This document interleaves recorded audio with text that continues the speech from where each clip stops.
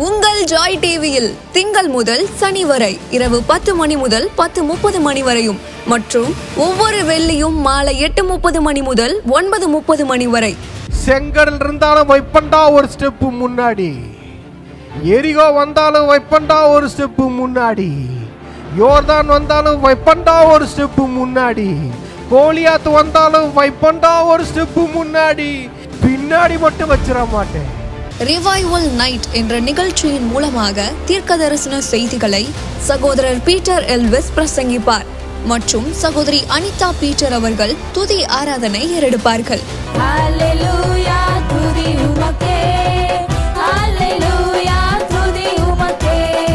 மனிதர்களின் வார்த்தையால் பாதிக்கப்பட்டது போதும், கடவுளின் வார்த்தையால் பாதிக்கப்படுவோம் வாருங்கள். நமக்குள் இருக்கும் இயேசு கிறிஸ்துவை உலகத்திற்கு காட்டும் நேரம் இது. வாருங்கள், இயேசுவுக்காய் எழும்புவோம்.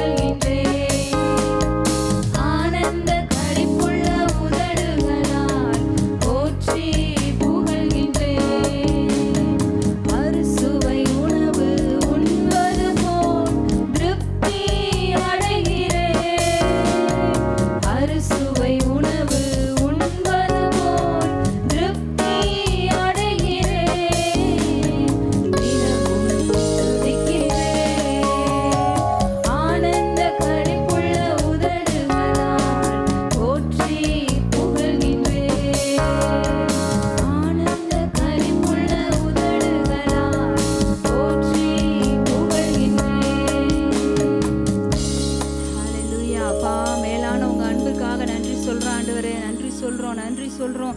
அப்பா உங்கள் சமூகத்தில் தான் ஆண்டவரே எங்களுக்கு திருப்தி இருக்குது, பரிபூரண ஆனந்தம் இருக்குது. அதற்காக நன்றி நன்றி நன்றி. Thank you lord, thank you father, thank you Jesus, thank you holy spirit. அப்பா உங்களுக்கு நன்றி சொல்கிறோம் ஆண்டவரே, நன்றி சொல்கிறோம். உங்கள் மகிமையை நாங்கள் வாஞ்சிக்கிறோம் ஆண்டவரே, உங்கள் வல்லமையை வாஞ்சிக்கிறோம்ப்பா, உங்கள் பிரசனத்தை வாஞ்சிக்கிறோம் ஆண்டவரே. இந்த வேளையில் எல்லாரும் ஆண்டவரை பார்த்து சொல்லுங்கள், உங்கள் மகிமை தான் ஆண்டவரே எங்களுக்கு தேவை, உங்கள் வல்லமை எங்களுக்கு வேணும்னு சொல்லுங்கள், உங்கள் மகிமை எங்களுக்கு வேணும்னு சொல்லுங்கள். இந்த ஆராதனை வேளையில் ஆண்டவர் எல்லாரையும் அவர் மகிமையினால் நிரப்புறாரு, அவர் வல்லமையினால் நிரப்புறாரு, அவர் பிரசனத்தினால நிரப்புறாரு. அதை வாஞ்சிப்போமா? அதன் மேலே நம்ம வாஞ்சியாக இருக்கும்போது ஆவியானவர் ஒருத்தரை நிரப்ப வல்லவராக இருக்கிறாரு.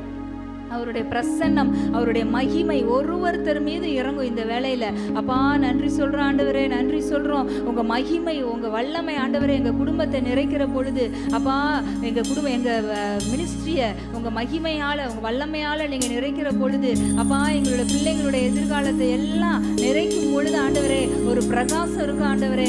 அப்பா எங்களுடைய ஃபியூச்சர்லேயே ஒரு பிரைட்னஸ் இருக்கும் ஆண்டவரே. உங்கள் மகிமை, உங்கள் வல்லமை அது நிறைக்கிற பொழுது அதில் ஒரு வெளிச்சம், ஒரு பிரகாசத்தை பார்க்க முடியும் ஆண்டவரே. எங்களுடைய மினிஸ்ட்ரியில உங்க மகிமை வெளிப்படும் பொழுது அப்பா ஒரு எழுப்புதல், ஒரு ரிவைவல் உண்டாகும்பா இயேசுவின் நாமத்தில். எங்களுடைய சரீரங்கள்ல உங்க மகிமை வல்லமை வெளிப்படும் பொழுது சரீரங்கள் உயிர் அடையும் இயேசுவின் நாமத்தில். இந்த வேளையில இந்த ஆராதனையில யார் யாரெல்லாம் உங்க மகிமையை வாஞ்சிக்கிறாங்களோ, உங்க வல்லமையை வாஞ்சிக்கிறாங்களோ, அவங்க எல்லாருடைய சரீரங்கள் உயிர் அடைவதாக இயேசுவின் நாமத்தில். அவர்களுடைய ஊழியங்கள்ல ஒரு எழுப்புதல் உண்டாவதாக இயேசுவின் நாமத்தில். அவருடைய குடும்பங்கள்ல ஒரு பிரகாசம், அப்பா ஒரு பிரைட்னஸ் உண்டாகட்டும் இயேசுவின் நாமத்தில். அப்பா எங்களுக்குள்ள இருந்து ஆண்டவரே உங்க வல்லமை வெளியே அப்பா மற்றவர்களுக்குள்ள பாயட்டும் ஆண்டவரே. எல்லா ரட்சிப்பின் வல்லமை மற்றவர்களுக்குள்ள பாயட்டும், சுகத்தின் வல்லமை பாயட்டும் ஆண்டவரே. அப்பா கிறிஸ்து மகிமை நம்பிக்கையாக எங்களுக்குள்ள இருக்கிறீங்க ஆண்டவரே. கிறிஸ்துவ மகிமை நம்பிக்கையாக எங்களுக்குள்ள இருக்கிறீங்க. அந்த வெளியேற பெற்ற பொக்கிஷத்தை நாங்க எங்களுக்குள்ள பெற்றிருக்கிறோம். ஹல்லேலூயா. அப்பா அந்த பொக்கிஷத்தை எங்களுக்குள்ள வச்சுட்டு நாங்கள் சும்மா இருக்கக்கூடாது ஆண்டவரே. நாங்கள் எல்லாரும் உங்கள் மகிமையை வெளிப்படுத்துகிறவர்களாக, உங்கள் வல்லமையை வெளிப்படுத்துகிறவர்களாக, உங்கள் பிரசனத்தை வெளிப்படுத்துகிற பாத்திரங்களாக எங்களை மாற்றுங்க ஆண்டவரே. எல்லாம் ஆண்டவர்கிட்ட கேட்போமா? அவருடைய மகிமை தங்கி இருக்கிற பாத்திரம் நம்ம, அவருடைய வல்லமை தங்கி இருக்கிற பாத்திரம், அவருடைய பிரசனம் தங்கி இருக்கிற பாத்திரம். வல்லமை நம்மகிட்ட மற்றவங்களுக்கு போகணும். அந்த ஒரு சூப்பர் நேச்சுரல் லைஃப் ஸ்டைல் ஆண்டவர் உங்க எல்லாருக்கும் வச்சிருக்கிறாரு. அந்த மாதிரி ஒரு வாழ்க்கை, அந்த மாதிரி ஒரு வல்லமை உங்களை நிரப்பட்டு இயேசுவின் நாமத்தினால அப்பா உங்க நாம மகிமைக்கென்று நாங்கள் வாழணும் ஆண்டவரே. எங்கள் மூலமாய் உங்க நாம மகிமைப்படணும், எங்க மினிஸ்ட்ரி மூலமா உங்க நாம மகிமைப்படணும், எங்க குடும்பத்தின் மூலம் உங்க நாம மகிமைப்படணும் ஆண்டவரே. நீங்க உயர்த்தப்படுங்க. நன்றி சொல்றோம், நன்றி சொல்றோம், நன்றி சொல்றோம். Thank you, thank you. எண்ணிலடங்காத நன்மைகளை எங்க வாழ்க்கையில செய்கிறவரே உமக்கு நன்றி, நன்றி, நன்றி. இன்றும் தேவன் நம்மோடு பேச போகிற வார்த்தைகளுக்கு நாம் செவி கொடுப்போம். லூக்கா 8:45 வசனம் பாருங்க. அப்பொழுது இயேசு என்னை தொட்டது யார் என்று கேட்டார்.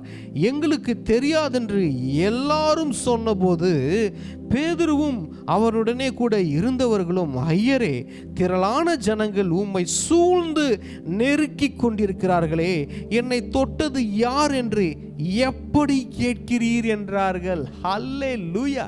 இந்த பேதுருவுக்கும் இந்த கூட இருந்த ஆண்டவருடைய சீஷர்களுக்கும் ஒரு பெரிய ஆச்சரியம். என்னடா இவர் ஆண்டவரை சுற்றிலும் ஒரு கூட்டம் இருந்தது, பெருங்கூட்டம், திரளான கூட்டம் அவரை நெருக்கி கொண்டிருக்கிறார்கள். நெருக்கி கொண்டிருக்கும் போது பாருங்க ஆண்டவர் சொல்றாரு, எப்பா என்னை தொட்டது யாருப்பா அப்படின்னு கேட்குறாரு. அப்போ பேதுருக்கும் அவங்க சீஷருக்கும் ரொம்ப ஒரு ஆச்சரியம் வந்துருச்சு. என்னடா இவர் ஆண்டவர் என்ன இப்படி ஒரு வார்த்தை கேட்குறாரு? எல்லாரும் அவரை தொட்டுட்டு தானே இருக்கிறாங்க, எல்லாரும் அவரை நெருக்கிக்கிட்டு தானே இருக்கிறாங்க. ஒரு திரளான கூட்டத்து மத்தியில் அவர் இருக்கிறாரு. இந்த திரளான கூட்டம் அவரை நெருக்கிக்கிட்டு இருக்கே, அவரை தொட்டுக்கிட்டு இருக்கே, அவரோட இடிச்சுக்கிட்டு இருக்கே. இப்படி இருக்கும்போது அதுல ஒரு ஆள் என்ன தொட்டது யாருன்னு இவர் எப்படி கேட்கலாம்? எப்படி கேட்கிறீர் அப்படின்னு சீஷர்கள் கேட்டாங்க. ஐயா, எப்படியா நீங்க கேட்குறீங்க? இவ்வளவு பேர் நெருக்கிக்கிட்டு இருக்காங்களே, இவ்வளவு பேர் உங்களை தொட்டுக்கிட்டு இருக்காங்களே, ஒரு பெரும் கூட்டம் தொட்டுக்கிட்டு இருக்கியா? நீங்கள் உங்களை பெரும் கூட்டம் தொட்டுக்கிட்டு இருக்கும் போது, ஒரு திரளான கூட்டம் உங்களை தொட்டுக்கிட்டு இருக்கும் போது அதில் என்ன தொட்டது யார் அப்படின்னு நீங்கள் கேட்குறீங்களே, எப்படியா அப்படின்னா ஆண்டவர் சொல்கிறார், எப்பா நீங்கள் எல்லாரும் நெருக்கிக்கிட்டு தான் இருக்கிறீங்க, நீங்கள் எல்லாரும் என்னை தொட்டுட்டு தான் இருக்கீங்க. ஆனால் அந்த தொடுதலில் ஒரு வித்தியாசமான ஒரு தொடுதலை நான் பார்த்தேன். ஆண்டவர் சொன்னார், எப்பா என்னை நெருக்கிக்கிட்டு இருக்கீங்க, என்னை முழுவதும் ஒரு திரளான கூட்டம் என்னை நெருக்கிக்கிட்டு இருக்கீங்க. ஆனால் அந்த நெருக்கத்திலும் அந்த 1000 தொடுதல்களிலும் ஒரு தொடுதல் வித்தியாசமாக இருந்தது. என்னை ஒருவன் தொட்டான். என்ன ஒருத்தவன் தொட்டான்ப்பா, என்னை யாரோ ஒருத்தவங்க தொட்டு இருக்கிறாங்க. அந்த தொடுதல் வித்தியாசமாக இருந்தது. இன்னைக்கு ஆண்டவரை பார்த்து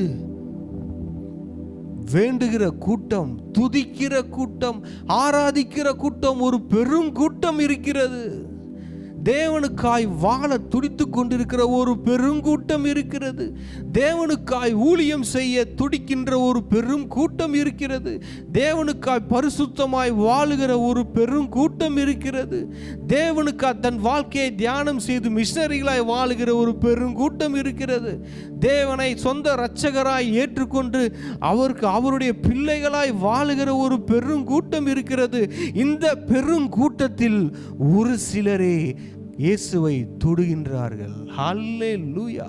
இன்னைக்கு நிறைய பேர் ஆண்டவர் சொல்றோம், ஆண்டவர் தான், நான் இயேசுவை பின்பற்றுகிறேன் பிரதர், நான் ரட்சிக்கப்பட்டுட்டேன் பிரதர், நாங்களாம் ரட்சிக்கப்பட்டுட்டோம் அப்படின்னு எல்லாரும் இயேசு இயேசு இயேசுன்றோம். எல்லாரும் ஏசப்பா ஏசப்பா ஏசப்பான்றோம். ஆனால் ஏசப்பா சொல்றாரு, ஒரு ஏசப்பா வித்தியாசமா இருக்கே. ஒரு ஹல்லேலூயா ஐயா 1000 பேர் கோடி பேர் கூப்பிடுறாங்க ஐயா பூமியில இருந்து, ஆனா ஒரு ஹல்லேலூயா வித்தியாசமா இருக்கே. ஒரு ஆமேன் வித்தியாசமா இருக்கே. ஒருவன் வாழ்ற வாழ்க்கை வித்தியாசமா இருக்கு. என்னை ஏற்றுக்கொண்டீங்க தான், என் வேதத்தை தியானிச்சிங்க தான், எனக்காக வாழ்றீங்க தான், எனக்காக ஊழியம் செய்றீங்க தான். ஆனா ஒருவன் வாழ்கிற வாழ்க்கை வித்தியாசமா இருக்கே. ஒருவனுடைய பரிசுத்தம் வித்தியாசமா இருக்கே. ஒருவனுடைய ஊழியம் வித்தியாசமா இருக்கே. ஒருவன் என்னை பார்க்கிற பார்வை வித்தியாசமா இருக்கே. ஒருவன் என்னை விசுவாசிக்கிற விசுவாசம் வித்தியாசமா இருக்கே. ஒருத்தவன் எனக்காக துடிக்கிற துடி வித்தியாசமா இருக்கு. யாருப்பா அது? எல்லாம் கேட்கலாம், அண்ணா எல்லாம் ஆண்டவரே, இங்க நாங்க இருந்து 1000 கோடி பேர் உம்மை நோக்கி ஆண்டவரே ஆண்டவரே கர்த்தாவே கர்த்தாவே என்று கதறி கொண்டிருக்கிறோம், கூப்பிட்டு கொண்டிருக்கிறோம். இன்னைக்கு நம்மலாம் சொல்லலாம், என்ன ஆண்டவரே, யாரோ ஒருத்தவனை, யாருப்பா அது என்ன ஏசப்பான்னு கூப்பிட்டதுன்னு கேட்குறீங்க.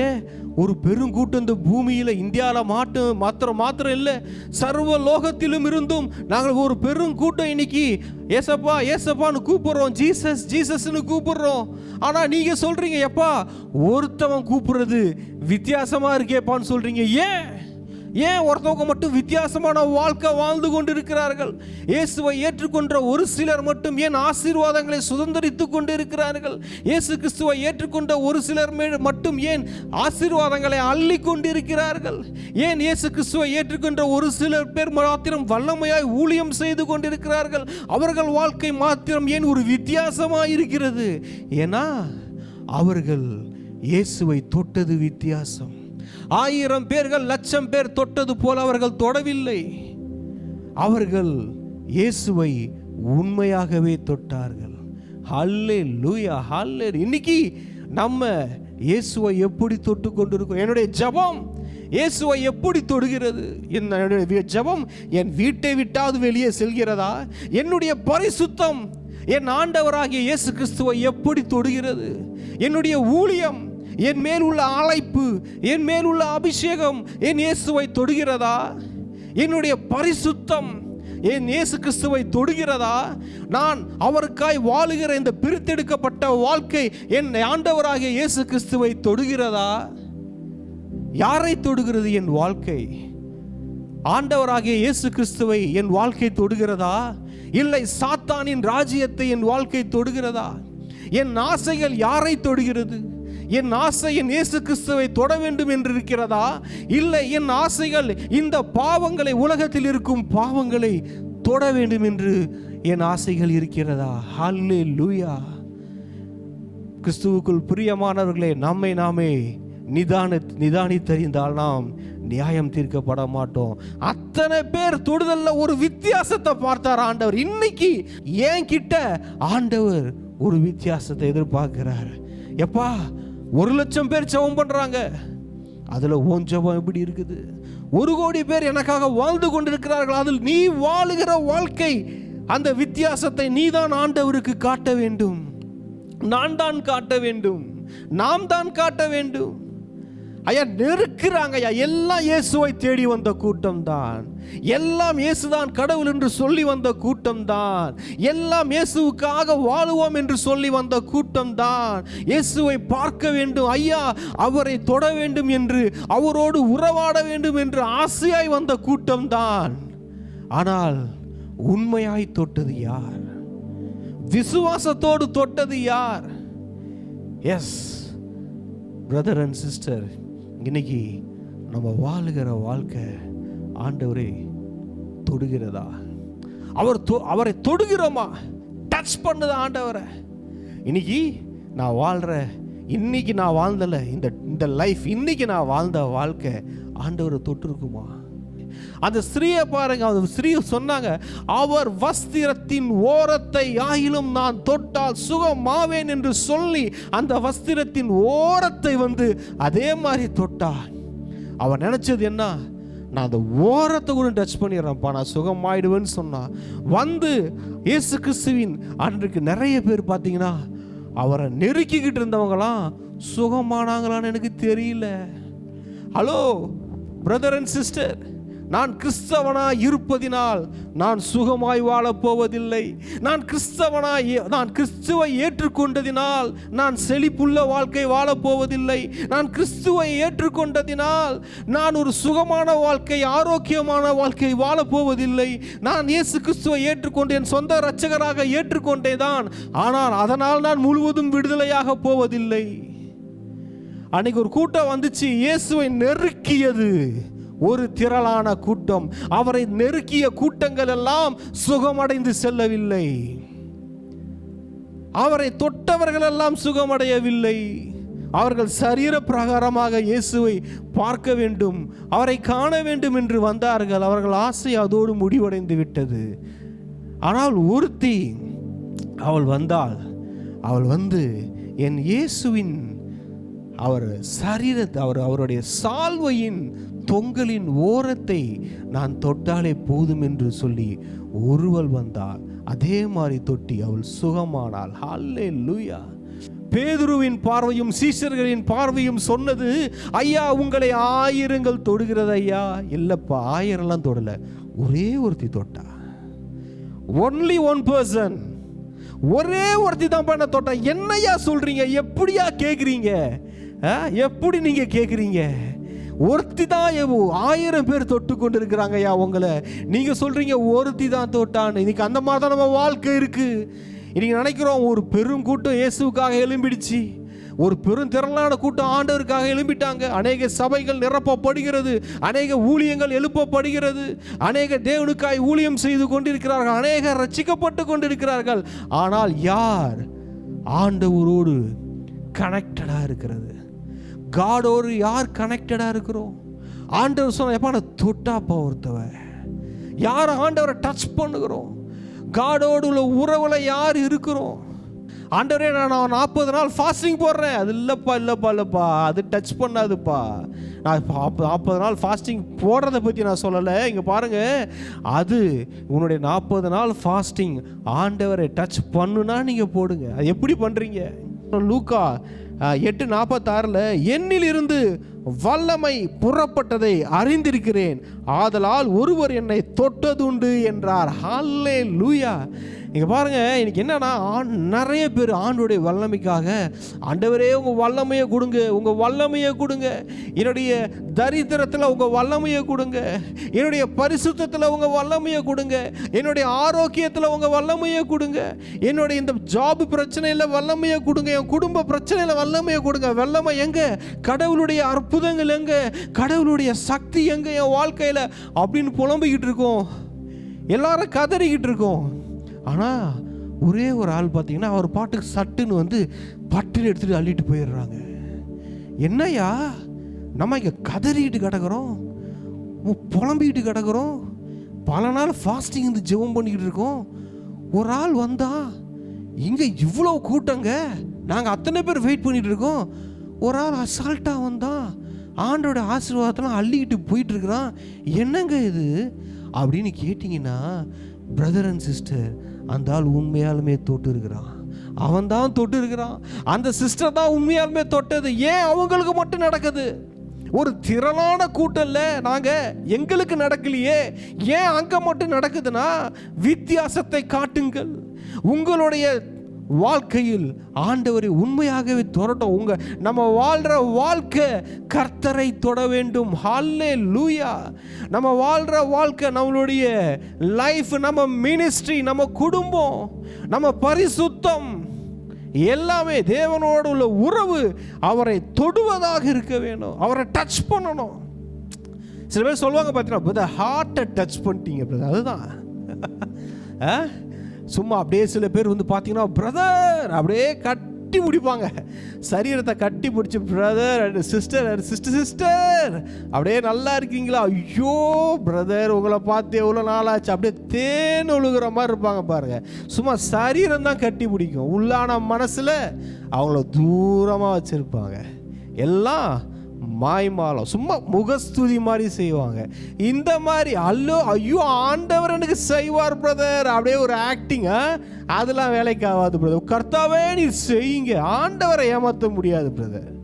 ஆண்டவரை நம்ம யாரை வேணால் ஏமாற்றிடலாம், ஆண்டவரை ஏமாற்ற முடியாது. இப்போ நமக்கே தெரியும் பார்த்தீங்களா, யாராவது வந்து நம்மக்கிட்ட பேசுகிறாங்க, நம்மக்கிட்ட பழகும் போது கன்னிங்காக பழகுறாங்க, மயக்கிற மாதிரி பழகுறாங்க, நம்ம கண்டுபிடிச்சிடலாம்ல, இவர் எதுக்கு தான்ப்பா பழகிறாரு எனக்கு தெரியாதா, இவர் எதுக்கு தான்ப்பா என்கிட்ட வராரு எனக்கு தெரியாதா, இது இல்லைனா இவர் என்கிட்ட வரமாட்டார் எனக்கு தெரியாதா அப்படின்னு ஒன்று சொல்லுவோம் பார்த்தீங்களா. மனிதர்களாகிய நமக்கே அது தெரியும் போது அந்த சராசரங்களையும் படைத்த ஆண்டவருக்கு தெரியாதா? ஹல்லேலூயா. ஆண்டவருக்கு தெரியாதா பாருங்க. யாரை வேணா ஏமாற்றலாம் அந்த உலகத்தில், ஆண்டவரை ஏமாற்ற முடியாது பிரதர் அண்ட் சிஸ்டர். ஆக்டிங் ஆண்டவர்கிட்ட எடுபடாது. நம்மளுடைய ஆக்டிங் எல்லாம் இங்கே மனுஷங்க நம்பலாம், மனுஷர்களை ஏமாற்றலாம். ஆனால் அண்ட சராசரங்களை படைத்த மெய்யான தேவனாகிய ஆண்டவராகிய இயேசு கிறிஸ்துவை ஒருவனை ஏமாற்ற முடியாது. அவரை ஏமாற்ற நினைச்சா நம்ம தான் ஏமாந்து போவோம். அதான் ஆண்டவர் சொன்னார் பாருங்க. ஒரு கூட்டம் வந்து என்ன சொல்றாருன்னா, மத்தேயு 7:22 பாருங்க, அந்நாளில் அநேகர் என்னை நோக்கி கர்த்தாவே கர்த்தாவே உமது நாமத்தினாலே தீர்க்க தரிசனம் உரைத்தோம் அல்லவா, உமது நாமத்தினாலே பிசாசுகளை துரத்தினோம் அல்லவா, உமது நாமத்தினாலே அநேக அற்புதங்களை செய்தோம் அல்லவா என்பார்கள். அப்பொழுது நான் ஒரு காலம் உங்களை அறியவில்லை, அக்கிரம செய்கைக்காரரே என்னை விட்டு அகன்று போங்கள் என்று அவர்களுக்கு சொல்லுவேன். ஹல்லேலூயா. பாருங்க, இந்த கூட்டத்தில் இந்த கேட்டகரியான பீப்புளும் இருப்பாங்க. ஏதாவது இந்த ஆண்டவரை நெருக்கின கூட்டத்தில் சொல்கிறேன், ஆண்டவரை நெருக்கின கூட்டத்தில் இந்த கேட்டகரி பர்சனும் இருப்பாங்க. இவங்க என்னமா பண்ணாங்க, ஐயா நாங்கள் அற்புதங்களை செஞ்சோம், ஐயா நாங்கள் தீர்க்க தரிசனம் உரைச்சோம், ஐயா நாங்கள் பிசாசுகளை துரத்தினோம் ஐயா ஐயா அப்படின்னு சொன்னாங்க. ஐயா அவர் சொன்னார், அதை செஞ்சோம் இதை செஞ்சோன்னு சொன்னியே, நீ இன்னொன்னையும் செஞ்ச, அதை சொன்னியா என்கிட்ட? ஆண்டவர் கேட்டார் பாருங்க, அப்பா நீ செஞ்சேன்னு சொன்ன, அற்புத அடையாளங்களை செஞ்சேன், நான் பிசாசுகளை துரத்தினேன், உங்கள் நாமத்தினாலே நாங்கள் அற்புத அடையாளங்கள்லாம் செஞ்சேன்னு சொன்னில்ல, அதை செஞ்சேன் இதை செஞ்சேன்னு சொன்னில்ல, நீ இன்னொன்று செஞ்சப்பா, நீ இன்னொன்று செஞ்ச, அதை நீ சொல்லலையே. என்ன சொன்னார் தெரியுமா? அக்கிரம செய்கைக்காரரே, நீ எல்லாவற்றையும் செய்து அக்கிரமத்தையும் செய்தா என்னை விட்டு விலகி போனார். அவங்க என்ன செஞ்சாங்கன்னா, எல்லாமே செஞ்சாங்க, கூட சேர்ந்து அக்கிரமமும் செய்தார்கள். பிரியமானவர்களே, இன்னைக்கு நம்ம வாழ்க்கை ஒரு மாயமான வாழ்க்கையாக இருக்குதா? எப்படி யாரை ஏமாற்றி கொண்டு இருக்கிறோம்? நம்மளே ஏமாற்றி கொள்கிறோம், ஆண்டவரையே ஏமாற்றுகிறோம். எல்லாம் ஏமாற்றிட்டு என் வாழ்க்கையில் ஒன்றும் இல்லை, ஆசீர்வாதம் இல்லை, செழிப்பு இல்லை, சுகம் இல்லை, என் வாழ்க்கையில் எந்த முன்னேற்றமும் இல்லைன்னு சொல்லுகிறோம். இங்கே பாருங்க, ஒரு பெருங்கூட்டம் அவரை நெருக்கி சுற்றி ஜீசஸை கண்ணுக்கே காட்டாத மாதிரி என்னமோ அவரை இவங்க குத்தகைக்கு எடுத்த மாதிரி இயேசுவை நெருக்கிக்கிட்டு இருக்கிறாங்க. அவர் கிட்ட யாரும் போக முடியல, அவர் கிட்ட போக முடியல. அப்படியே தவழ்ந்து வந்தாங்களா என்னன்னு தெரியலையா? அந்த அம்மா எப்படி நடந்து வந்தாங்களோ, அந்த அம்மா எப்படி உள்ளே வந்துச்சோ, எத்தனை மிதி வாங்கிச்சோ, உடலில் ஏற்கனவே பல பாடுகள். ஒன்று தீர்மானம் பண்ணிச்சே, அவர் சரீரத்தின் அவர் சால்வையை ஓரத்தை நான் தொட்டா போதையான் ஓடி வந்து அவர் மேலே ஒரு விசுவாசம், அவர் மேலே ஒரு நம்பிக்கை, இயேசு தான் என் வாழ்வின் விமோச்சனம், அவரை விட்டா எனக்கு கிடைக்காதியான்னு என்ன மிதி வாங்கிச்சோ, என்ன அடி வாங்கிச்சோ, வந்துச்சோ, எப்படி வந்துச்சோ தெரில, அந்த அம்மா ஓடி வந்து தவழ்ந்து வந்தாங்களோ எப்படியோ தெரிலப்பா, கஷ்டப்பட்டு அந்த திரளான கூட்டத்தில், அந்த இயேசுவை நெருக்கி கொண்டிருக்கிற கூட்டத்தில் எப்படி கையை விட்டாங்களோ தெரில, எந்த வழியாக விட்டாங்களோ தெரிலப்பா. சால்வானா கண்டிப்பாக அது கீழே தான் இருந்திருக்கிறோம் இல்லையா, அந்த அம்மா தவழ்ந்து இருப்பாங்க தான் நான் நினைக்கிறேன். அந்த பின்னாடி போய் அந்த சால்வையை குனிந்தோ தவழ்ந்தோ தரையில் உருண்டோ பிறண்டோ, ஐயா அதை நான் பிடிச்சிட்டா எனக்கு ஒரு விமோச்சனம் கிடைச்சிடும்னு இயேசுவே சால்வையை தொட்ட அந்த அம்மா உண்மையாகவே சால்வையை தொடவில்லை, அந்த அம்மா இயேசுவை தொட்டார்கள். ஹல்லேலூயா! அதுதான் இயேசுவை தொடுகிறது. இயேசுவின் இருதயத்தை தொட்டு விட்டார்கள். அந்த அம்மா சொன்ன, உன் விசுவாசம் உன்னை ரட்சித்தது என்றார் இயேசு அவளை பார்த்து. அவங்க தொட்ட உடனே என்னாச்சுன்னா, ஆண்டவருடைய கண்ட்ரோலை மீறி ஆண்டவருடைய வல்லமை அந்த அம்மாக்குள்ள, அந்த சிஸ்டருக்குள்ள வந்துடுச்சு. ஹல்லேலூயா! அல்லேலூயா! இந்த இடத்துல பார்க்குறோம், ஆண்டவர் அந்த ஸ்திரீயை பார்த்து பேசவில்லை. இந்த ஸ்திரீயும் போய் அந்த ஆண்டவர் என்னை சுகமாக்கும் என்று கேட்கவில்லை. என்னை விசுவாசிக்கிறாயா, உன் விசுவாசம் ஆக கடவுது என்றும் இயேசு கிறிஸ்து சொல்லவில்லை. இவள் என்ன செஞ்சாங்கன்னா, இந்த அம்மா, எப்பா இந்த இயேசு கிறிஸ்துவால் தான் என் வாழ்க்கை மாறப்போகுது, இந்த இயேசு கிறிஸ்துவால் தான் என்னுடைய நோய் நொடி எல்லாம் விலக போகுது. நிறைய கேள்விப்பட்டார்களாம் இயேசு கிறிஸ்துவை பற்றி. அந்த அம்மா கேள்விப்பட்டார்களாம். பிரதர் அண்ட் சிஸ்டர், இயேசுவை குறித்து நீங்கள் எப்படி கேள்விப்பட்டு கொண்டிருக்கிறீர்கள்? இந்த காலகட்டத்தில் நிறைய ராங் டாக்டரின்ஸ் வந்துடுச்சு, தவறான உபதேசங்கள் வந்துடுச்சு. இன்னைக்கு என் வாழ்க்கை மாறலனா நீ யாருடைய செய்தியை கேட்டுக்கொண்டிருக்கிறாய், இயேசுவை பற்றி எப்படி நீ கேட்டுக்கொண்டிருக்கிறாய் என்று நாம் நிதானித்து பார்க்க வேண்டும். நாம் இயேசு கிறிஸ்துவை பற்றி கேள்விப்படுவது எல்லாம் இந்த வேதத்தோடு ஒத்து போகிறதா? சரியாக தான் நான் இயேசு கிறிஸ்துவை பற்றி கேள்விப்பட்டு கொண்டிருக்கிறேன் என்பதை இந்த வேதத்தை வைத்து நீங்கள் நிதானித்துக் கொள்ளுங்கள். நான் பிரசங்கிக்கிறதா இருந்தாலும் சரி, நான் பிரசங்கிப்பது இந்த வேதத்தோடு ஒத்து போகவில்லை என்றால் என்னுடைய பிரசங்கமும் அது வீணாயிருக்கும். ஹல்லேலூயா! வசனம் சொல்லுது, அவள் இயேசுவை குறித்து கேள்விப்பட்டாள். இதே மாதிரி தான் சொல்லுவோம் ஒவ்வொருத்தவங்களும். அந்த அற்புதங்கள்லாம் சொல்றவங்க, அந்த குருட சொல்லுவான் இயேசு வருகிறார் என்று கேள்விப்பட்டு, அந்த நம்ம குள்ளனாக சகேயு இயேசுவை குறித்து கேள்விப்பட்டு, இந்த மாதிரி நீ இயேசுவை குறித்து என்ன கேள்விப்படுகிறோம், என்ன கேள்விப்படுகிறோம், அதுதான் உன்னை மாற்றும். உன் ஆண்டவரை பற்றின உனது தரிசனம், உன்னுடைய விஷன் என்ன, உன் கடவுளை பற்றி நீ எப்படி நினைக்கிறாய்? அதுக்கு அந்த ஸ்திரீ சொன்னாங்க, அவரால் நான் சுகமாவேன், அவன் வஸ்திரத்தின் ஓரத்தை தொட்டால் நான் சுகமாவேன், அவ்வளவுதான். எவரு சொன்னார், எப்பா நீங்க வீட்டுக்கு வந்து என் பொண்ணு மேல கையை வச்சிருங்க, போய் என் பொண்ணு சுகமாயிடுவா, அவ்வளவுதான். அந்த எஜமான் சொன்னா, நூற்றுக்கு அதிபதி சொன்னா, எப்பா நீங்க ஒரு வார்த்தை சொல்லுங்கப்பா, அவர் அங்க சுகமாயிடுவா, அவ்வளவுதான். அப்படி ஒரு தரிசனம், இயேசுவை குறித்த ஒரு வெளிப்பாடு உங்களுக்கு எனக்கு இல்லை என்றால் என் இயேசு கிறிஸ்து தருகிற எந்த ஆசீர்வாதத்தையும் நாம் அனுபவிக்கவே முடியாது, பெற்றுக்கொள்ளவே முடியாது. தனிப்பட்ட வாழ்க்கையில் நமக்கு இயேசு கிறிஸ்துவை பற்றின ஒரு வெளிப்பாடு வேண்டும். வெளிப்பாடு இல்லாமல் நீ இயேசு கிறிஸ்துவை யாரோ சொன்னது போல அப்படியே ஏற்றுக்கொண்டாயானால் அந்த இயேசு கிறிஸ்துவால் உனக்கும் பிரயோஜனம் இல்லை, எனக்கும் பிரயோஜனம் இல்லை.